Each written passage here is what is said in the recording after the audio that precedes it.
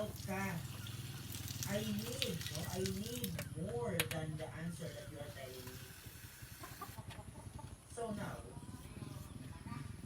okay. Code. Code pa rin ha. Context clues tayo ngayon. Context clues and the best item, the best clues on the step.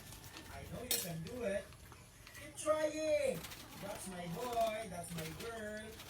Assertive approach. Yun yung power, yun yung ginagawa ng teacher na eto yung tama, sundin mo to, huwag kang sasagot-sagot sa akin. That's assertive approach. What about acceptance? Ay, ganyan yan. Okay? Now, magkakatalo tayo. Okay? Oy, okay. Sige. Ang daw nato behavioral modification approach or success approach.